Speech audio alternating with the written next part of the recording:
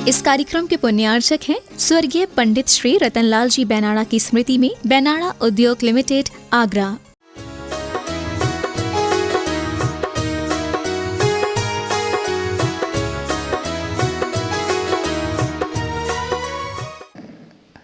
वह पाप की पराकाष्ठा है, समझना। पशु और उस कल्चर में ज्यादा डिफरेंस नहीं है। यदि सब जगह ऐसा हो जाए तो संस्कृति ही समाप्त हो जाएगी। बैड कैरेक्टर और गुड कैरेक्टर क्या होता है? तो वहां कैरेक्टर नाम की चीज ही नहीं बचेगी।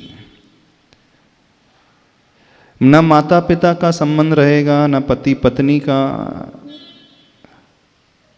पति पत्नी के रूप से भी वो बंधन को स्वीकारते नहीं है, और जब पति पत्नी का बंधन ही नहीं है तो फ्यूचर में माता पिता भी बनना नहीं है।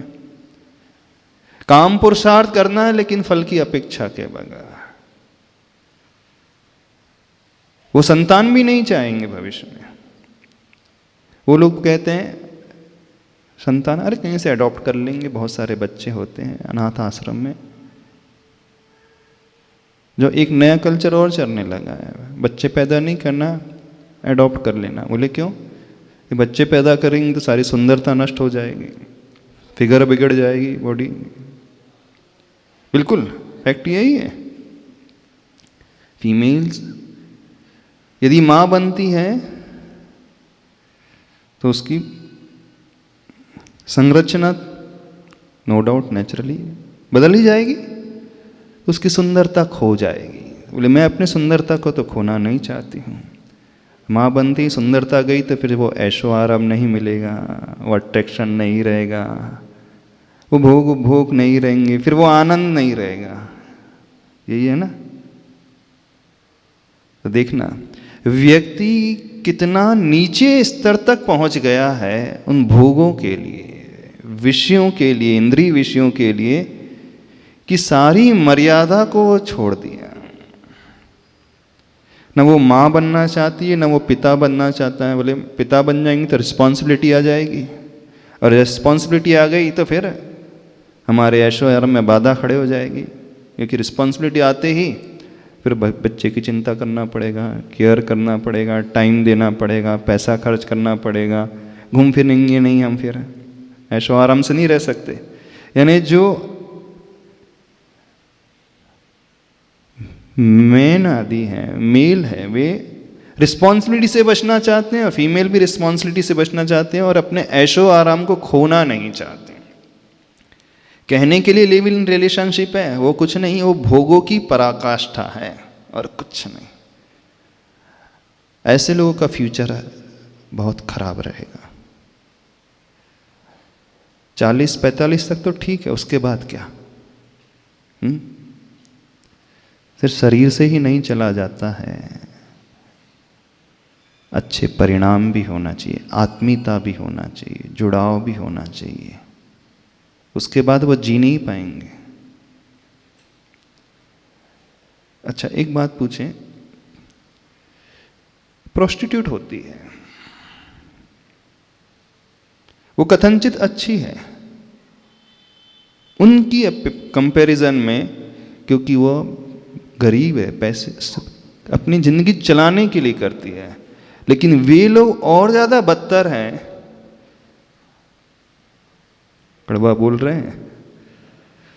वो सिर्फ अपने शरीर की चलाने के लिए, पेट भरने के लिए वो काम करती है, लेकिन जो लिव इन रिलेशनशिप के माध्यम से रहना चाहते हैं, उनकी सोच कितनी गिरी हुई है कि वो भोगों को नहीं छोड़ना चाहते।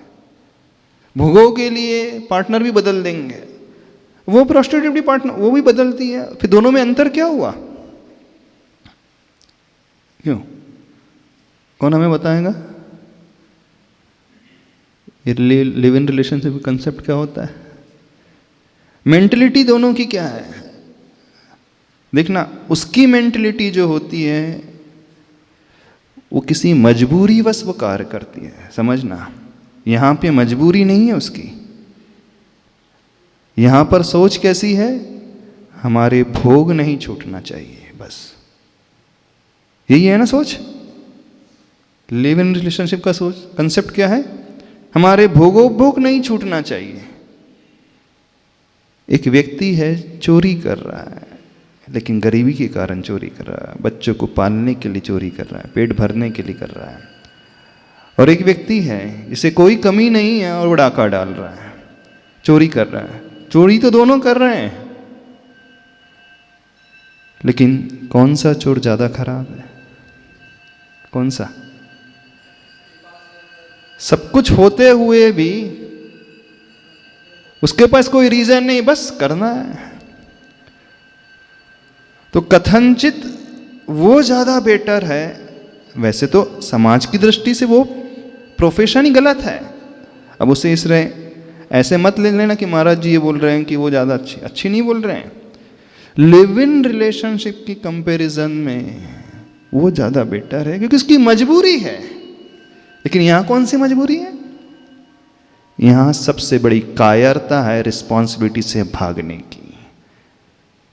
एक भाव है मैं अपनी सुंदरता ना खो दूं, एक भाव है कि मेरे भोग कम ना हो जाए।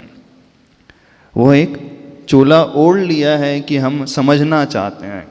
कितना समझना? कितने समय तक समझना? 10 साल तक समझना के लिए टाइम लगता है। हाँ, तो 10 साल तक लिव इन रिलेशनशिप में रहे, 5 साल तक रहे, उसके बाद फिर मन नहीं मिला, ब्रेकअप हो गया, छोड़ दिया। ये सब एक्सक्यूजेज हैं दुनिया को बेवकूफ़ बनाने के। आत्मवंचना है, अपने आप को ठगने वाली वृत्ति है। समझ रहे हो? कहाँ तो भारतीय संस्कृति ब्रह्मचर्य की बात करती है और कहाँ वो western culture live in relationship की बात कर रहा है। दोनों टोटली अपोजिट पोल है, एक नॉर्थ है, एक साउथ पोल है। भारतीय संस्कृति में व्यक्ति अपने अच्छे चरित्र को बना करके भगवान तक बन जाता है, और वहाँ क्या बनेगा? हैवान और शैतान के अलावा क्या बनेगा? क्या बनेगा बताओ? पशु भी उससे बेटर है। पशु सिर्फ अपने ऋतु काल में ही, जब सीजन आता है तभी दूसरे पशु से संबंध बनाता है, उसके बाद नहीं बनाता। देख लेना, इवन सिंह जो होता है जीवन में बहुत कम संबंध बनाते हैं। बच्चा पैदा हुआ उसके बाद आराम से रहते हैं। पशु कंपैरेटिवली बेटर है, लेकिन ऐसे मनुष्य तो उससे भी ज्यादा बदतर है। गलत तो नहीं कह रहे? यदि आप लोगों की ये सोच है क्या करना है, जिंदगी मिली है, लाइफ मिली है, एंजॉय करो, 1 नहीं 2, 2 नहीं 3, 3 नहीं 4, बदलते रहो, समझना है सबसे वर्स्ट मेंटलिटी है। इससे ज़्यादा वर्स्ट कुछ हो ही नहीं सकता, इससे ज़्यादा गलत कुछ सोच हो ही नहीं सकती। यदि आप साधु नहीं बन सकते, ब्रह्मचर्य का पालन नहीं कर सकते, कम से कम योग्य श्रावक, एक सिविलाइज्ड पर्सनैलिटी को धारण किया, एक सिविल पर्सन, सभ्य नागरिक तो बनना सीखो। और वो कल्चर, वहां तो सभ्यता समाप्त हो गई पूरी की पूरी। वो पशु से भी गया बीता, सबसे गया बीता हुआ कल्चर है। समझ रहे हो कि नहीं? तो कितने लोगों को लगता है लिव इन रिलेशनशिप बहुत अच्छा कंसेप्ट है?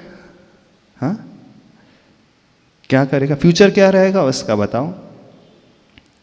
फ्यूचर देखना, उन लोगों का कोई फ्यूचर नहीं होता है जो उस प्रोस्टिट्यूट के प्रोफेशन में रहते हैं। जब एज ढलने लगती है फिर देखना उनकी दुर्दशा क्या होती है। कोई केयर करने वाला नहीं होता है। स्किन सिकुड़ते ही सब कुछ समाप्त हो जाता है, सब चमड़ी के पीछे भाग रहे हैं। वो भविष्य में रियलाइज करेंगे, एक एज के बाद 40, 45, 50 के बाद रियलाइज करेंगे उनका जीवन जो है नरक से भी ज़्यादा बदतर जब हो जाएगा, कुछ नहीं रहेगा। तो भारतीय संस्कृति के अनुसार तो सब कुछ कैरेक्टर होता है, चरित्र होता है। चरित्र निर्माण की शिक्षा ही सबसे बड़ी शिक्षा मानी जाती है, और आज जो है वर्तमान में उससे सब विपरीत चल रहे हैं। तो अच्छा चरित्र बनाने के लिए क्या होना आवश्यक है? गुरु का होना आवश्यक है, अच्छे साहित्य का होना आवश्यक है, ऐसे दृश्यों से और ऐसे बात करने से बचना आवश्यक है। और भी कुछ कारण बताए गए हैं इसमें। यदि रक्षा करना चाहते हैं, अपने चरित्र को बचाना चाहते हैं, तो और भी है उसमें। शरीर के संस्कार का त्याग, ज़्यादा सजाओ धजाओ मत अपने आप को। किसके लिए सजाना धजाना? एक कारण और है, ऐसे गरिष्ठ भोजन से बचने का, और एक पूर्व में भोगे हुए भोगों से बचना। आज तो समय हो गया है, देख लेंगे फिर कभी अभी डिटेल में, अभी इतना ही रखे। हाँ, कोई डाउट तो नहीं है आप लोगों के? क्योंकि अभी हम बोले जा रहे हैं, हो सकता है आपको पूछने में भी डर लग रहा होगा, हम कैसे पूछे इस टॉपिक में। हाँ? कितने लोगों को डर लग रहा है? श्रेयांश, कोई डाउट तो नहीं है? सारे डाउट क्लियर है? तो क्या करना है? हाँ, दिव्यांश, क्या करना है? कुछ नहीं करना है, जो करते हुए आ रहे वही करना है, जैसा जीते हुए आ रहे वैसे ही जीना है। क्या है? रात के 3 बजे तक सोना है, 4 बजे तक सोना है, क्या करना है? यही करना है। हाँ हाँ, वो लोग रात के 3 बजे सोते हैं जिनकी नाइट शिफ्ट होती है, जिनकी जॉब जो है शिफ्ट ड्यूटी होती है 4 बजे तक उनका जॉब, और जो नाइट शिफ्ट नहीं होती फिर भी 4 बजे तक सो रहे हैं, तो क्या कर रहे हैं वो नहीं से पूछना। हो सकता है भक्तामर की जाप देते होंगे, भक्तामर का पाठ करते होंगे रात के 4 बजे तक, नमोकार मंत्र का पाठ करते रहते होंगे रात के 10 से 4 तक, हो सकता है कर सकते हैं। अथवा ध्यान लगाते रहते होंगे, योगी ध्यान लगावे रात्रि के अंधकार में, तो ऐसे भी होंगे घर में रहते हुए योगी की भांति हैं, एकदम आत्मा के ध्यान में डूब जाते होंगे, प्रभु के भक्ति और ध्यान में डूब जाते होंगे। यदि ऐसे डूबते हो तो बहुत अच्छा है, और नहीं है तो फिर समझ लेना क्या किया जा रहा है, क्या किया जा रहा है। आज इतना ही रखते हैं। बोले आचार्य परमेष्टि गुरुदेव श्री विद्यासागर जी महाराज की। कुछ हो या ना हो, कुछ हो या ना हो, मेरे मन में पाप ना हो, मेरे मन। कुछ हो या ना हो, कुछ हो, मेरा मन दुर्बल ना हो, मेरे मन में राग ना हो, मेरे मन में द्वेष ना हो, मेरे मन में भय ना हो, मेरे मन में पाप ना हो, मेरे मन में छल ना हो, मेरा मन दुर्बल ना हो। ओम अरहं परम शांति, ओम अरहं परम शांति, ओम अरहं परम शांति। महावीर भगवान। कल का टॉपिक कैरेक्टर को लेकर, और कोई डाउट तो नहीं है उसमें?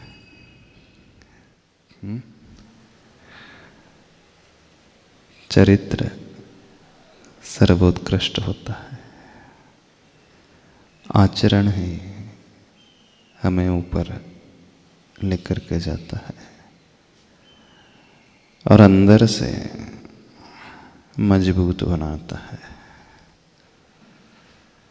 यदि हम गलत आचरण करते हैं तो कहीं ना कहीं वो हमें चुभता अवश्य है, शल्य की भांति पीड़ा अवश्य देता है, कांटे की भांति मन में एक विकल्प हमेशा पैदा करता है। व्यक्ति बार बार उसी मिस्टेक के बारे में सोचते रहता है जो वो इंटेंशनली अथवा अनइंटेंशनली कर देता है। अंदर के आनंद के लिए, प्रसन्नता के लिए एक बात हमेशा भीतर होना चाहिए कि उस शल्य को हम निकाल करके फेंकें जो कांटे की भांति हमेशा हमसे चुभती रहती है, पीड़ा देते रहती है, जो भूलना भी चाहे व्यक्ति तो नहीं भूलता है, कुछ गलतियां हो जाती हैं। तो उन बातों को हृदय से निकालने का और अपने आप को शुद्ध बनाने का पुरुषार्थ करते हो अपना। यदि याद हो, एक बार कही भी थी इस टॉपिक को लेकर के, अपने अपराध को भीतर से स्वीकारना, अपनी गलतियां को रियलाइज करना,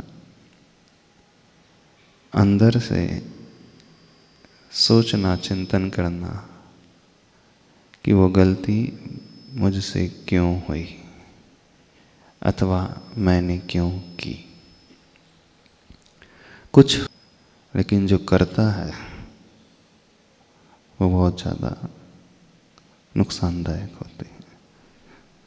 तो आप लोग करते हो कि आपसे हो जाते हैं?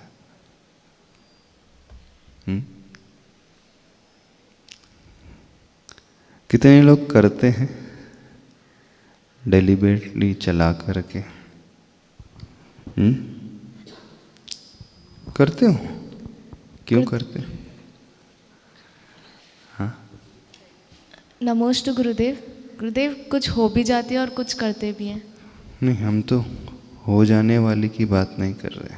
हाँ। क्योंकि जो हो जाती हैं वो हमारे संस्कार के कारण। जब हम कहते हैं हमारा सबकॉन्शियस माइंड होता है, अवचेतन मन होता है, उस सबकॉन्शियस माइंड में जैसा फीड हो जाता है वो तो अपने आप याद आते रहता है और उस और व्यक्ति बहता चला जाता है। लेकिन करने की जब बात होती है वहाँ सिचुएशन टोटली डिफरेंट होती है। सबकॉन्शियस माइंड भी हमारी गलती के कारण ही वैसा हो जाता है। संस्कार जो गलत बैठ जाते हैं, नेग्लिजेंस के कारण ही ऐसे होते चले जाते हैं। वैसे कहने में आता है कि अब हो गई, हम चाहते नहीं थे, ध्यान नहीं रहा, याद नहीं रहा, कई बार बिजी हो जाते हैं। ये भी एक तरीके से एक्सक्यूजेस है और कुछ नहीं है। कुछ गलतियां हमसे सपनों में भी होती हैं। अपराध सपनों में भी हो जाते हैं। अब सपनों में भी हम चला करके नहीं करते, लेकिन सपनों में भी हो रहे हैं तो कहीं ना कहीं हमारी प्रैक्टिकल लाइफ ही उस प्रकार की होती है, अथवा हमारे यहाँ विचार या अवधारणा जो होती हैं दिन भर के पीरियड में, तो वही बातें प्राय सपनों में झलकती हैं। एक्सेप्शन अलग बात होती है। तो समझ रहे हो हम क्या कह रहे हैं? हाँ, तो आप लोग करते ज़्यादा हो, होती ज़्यादा हैं, सपनों में ज़्यादा हो जाती हैं, क्या है? 2-3 प्रकार की सिचुएशन है। करते ज़्यादा हो। करते क्यों ज़्यादा हो?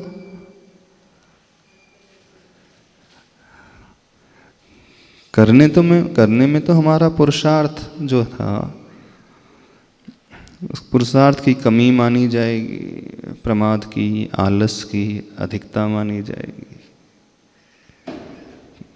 जानबूझकर जो हो रहा है अथवा जानबूझ करके किया जा रहा है, उसमें तो फिर व्यक्ति कभी आगे बढ़ ही नहीं सकता, उसमें कभी इम्प्रूवमेंट आ ही नहीं सकता। इम्प्रूवमेंट तब आता है जब हम करने वाली एक्टिविटी को छोड़ते हैं। 2 तरह की क्रियाएं होती हैं, वर्ब होते हैं। एक होता है संस्कृत में करोति क्रिया और एक होती है अस्ति क्रिया। करोति में वो चला करके करता है और अस्ति में होने रूप है, हो रहा है। अब चाहते नहीं थे फिर भी हो गया, उस ओर हम बह गए, ढलान में उतर गए। तो गलतियां ज़्यादा करते क्यों हैं? अब कुछ गलतियां ऐसी होती हैं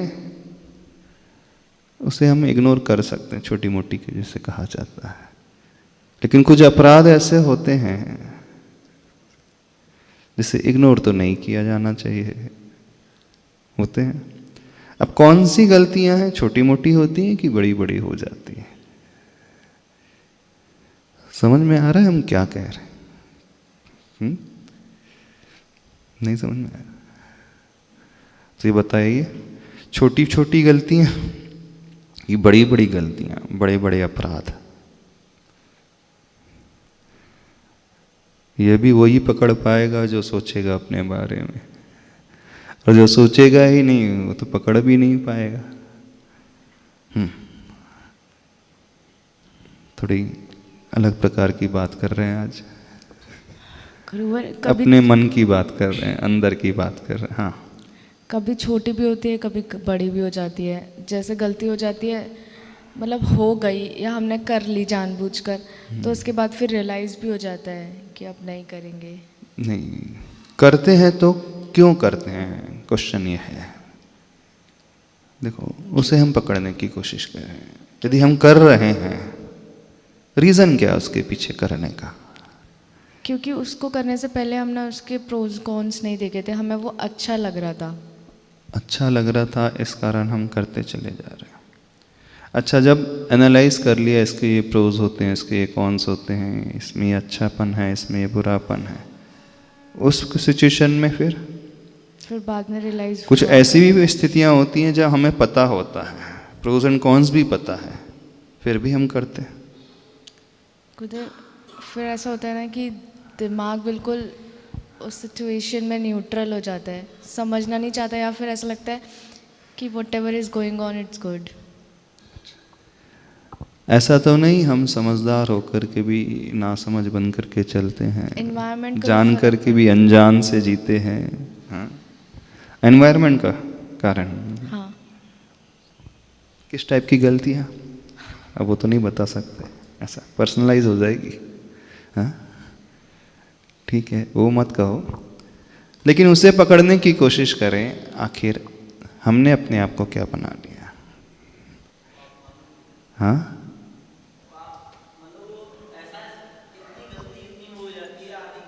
हाँ बोलो। गलती के इतने आदी हो चुके होते हैं कि वो गलती मालूम ही नहीं पड़ती, वो सहज ही होने लग जाती है, ऐसा हो जाता है। अच्छा, सहज ही होने लगती।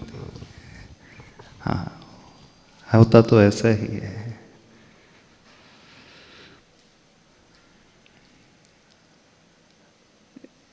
एक एग्जाम्पल दिया था आपको, यदि कहीं पानी गिर जाए घर में, तो पानी अपना रास्ता खोज लेता है बहने का, है ना। एक बार उसने अपना रास्ता खोज लिया, बना लिया,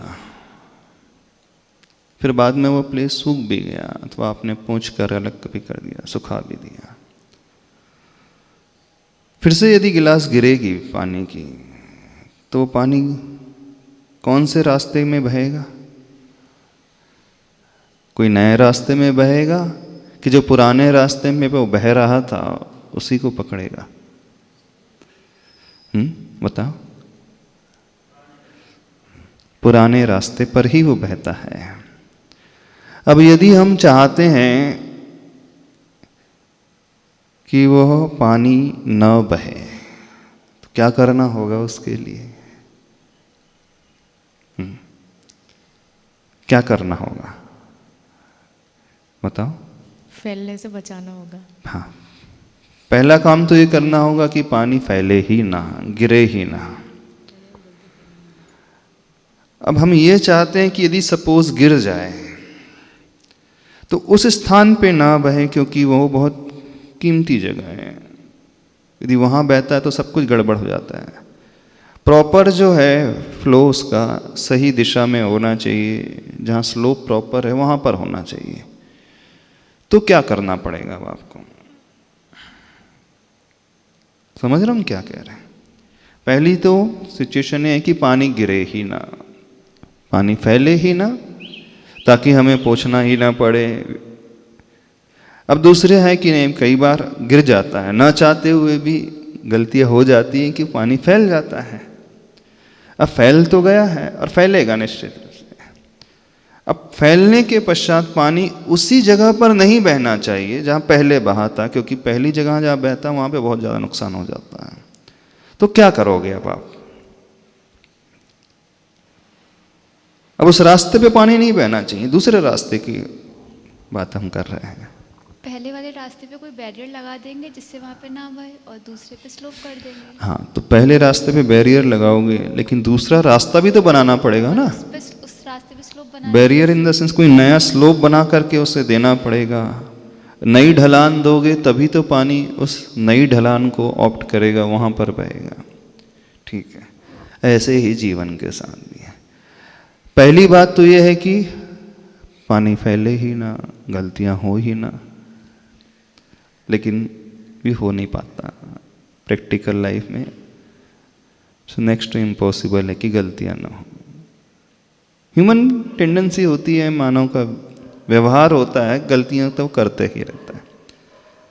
अब गलतियाँ निश्चित रूप से होगी ही, पानी फैलेगा ही।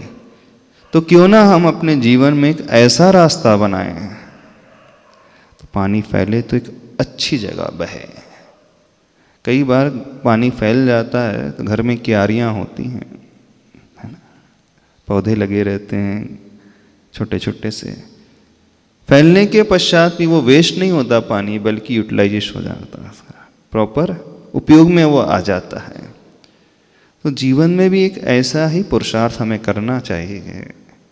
यदि कुछ गलतियां हो भी जाती हैं तो एक नए ही रास्ते में बहे जहां हमें कुछ प्रोडक्टिव मिले। हम जब अपने में नहीं रहे, संभाल करके नहीं रह पा रहे हैं अपने आप को, समझ में आ रहा है हम क्या कह रहे हैं? नहीं समझ में आ रहा? नहीं समझ में आ रहा? थोड़ा सा कंफ्यूज तो नहीं हो रहे आप लोग? हम क्या कह रहे हैं?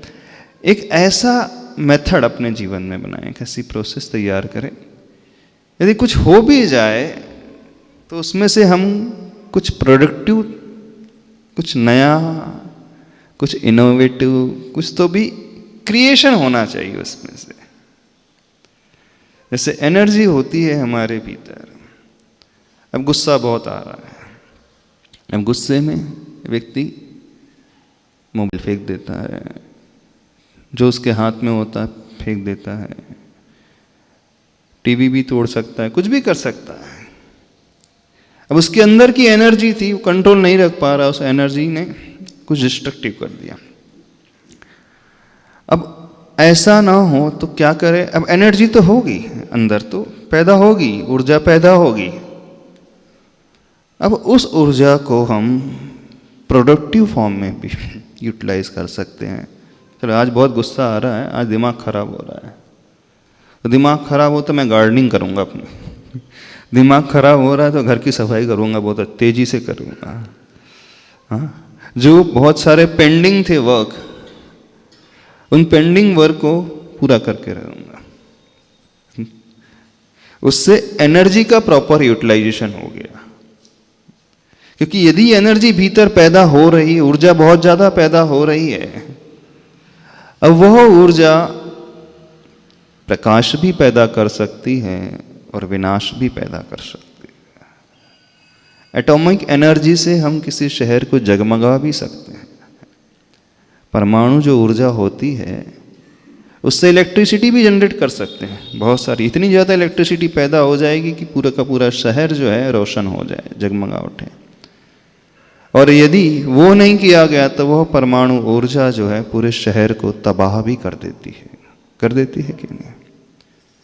अब देखो, उसी ऊर्जा का यदि सही दिशा में उपयोग कर लिया तो जीवन में अंधकार से ऊपर उठ करके प्रकाश भी फैल सकता है, और नहीं किया तो वो हमारा ही विनाश कर देती है। अब निर्णय हमें ये करना है, जो ऊर्जा हमारे भीतर पैदा हो रही है, जो एनर्जी हमारे भीतर पैदा हो रही है, गुस्सा आया, क्रोध बहुत पैदा हो गया, तो क्रोध में होता क्या, बहुत सारी ऊर्जा पैदा होती है, लेकिन प्राय वो ऊर्जा अपने आप को ही जलाती है।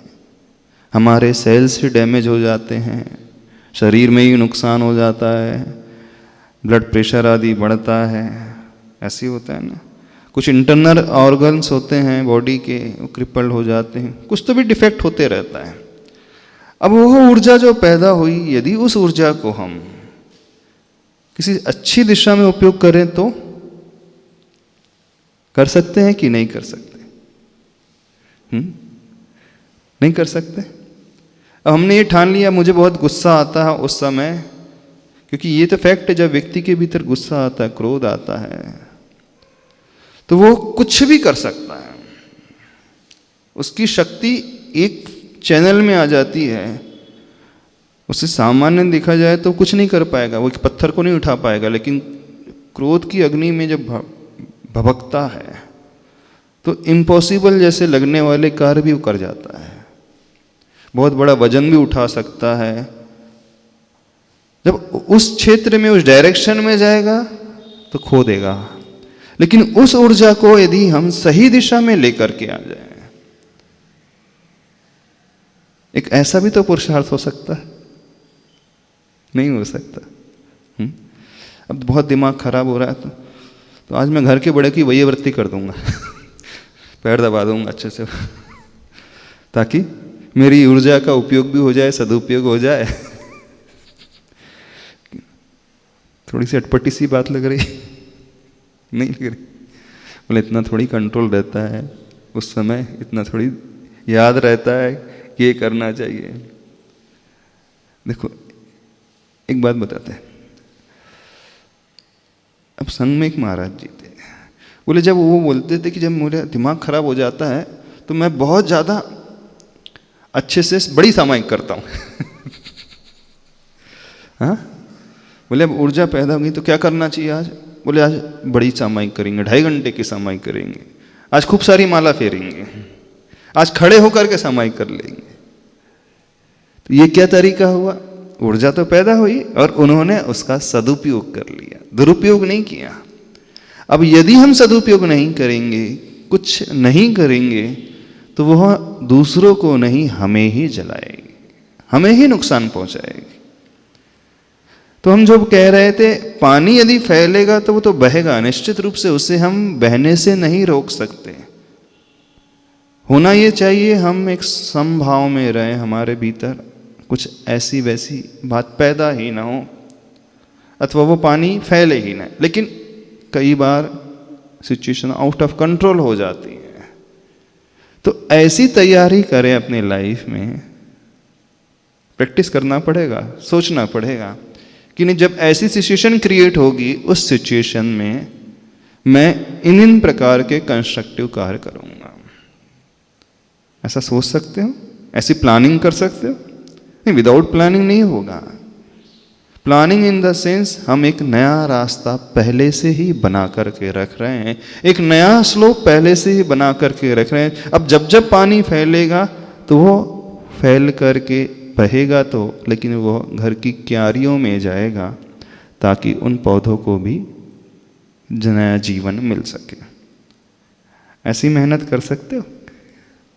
सोच सकते हो? चलो करने की बात तो बाद में आएगी। ऐसा सोच भी सकते हो? कुछ हो सकता है कि नहीं हो सकता? कि नहीं हो सकता? जब गलती करने की बात आ रही है, अब देखना है, ये तो हमने कहा क्रोध की बात थी। अब बहुत सारी गलतियां होती हैं लाइफ में, बहुत सारी फील्ड में, बहुत सारे क्षेत्र में। जब हम ईगो से भर जाए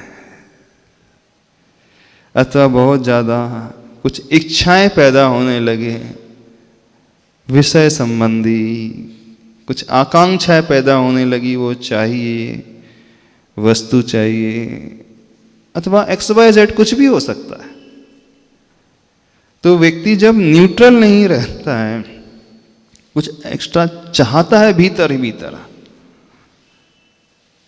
संभाव में नहीं रह रहा है, कंट्रोल में नहीं रह रहा है, तो उस ऊर्जा का सदुपयोग करने की प्लानिंग अपने जीवन में बनाना सीखे।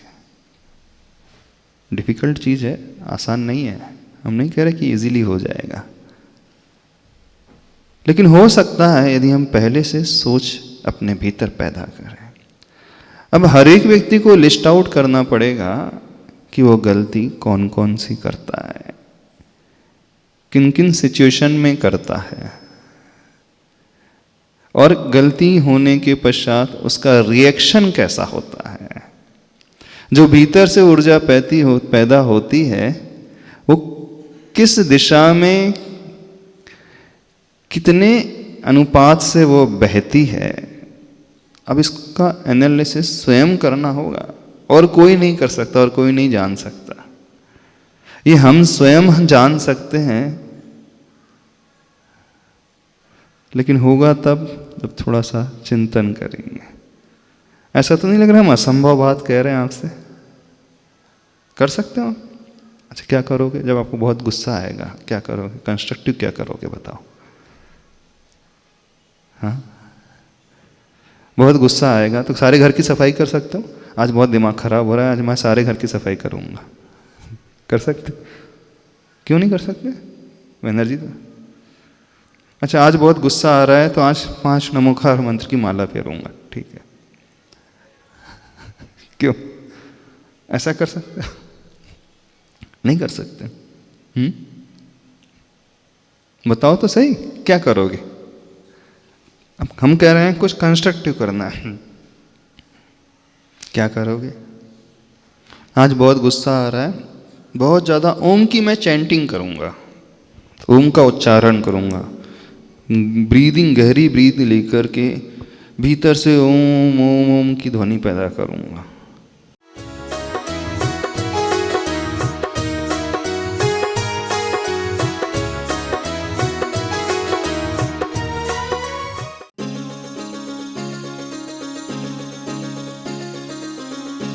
इस कार्यक्रम के पुण्यार्चक थे स्वर्गीय पंडित श्री रतनलाल जी बेनाड़ा की स्मृति में बेनाड़ा उद्योग लिमिटेड, आगरा।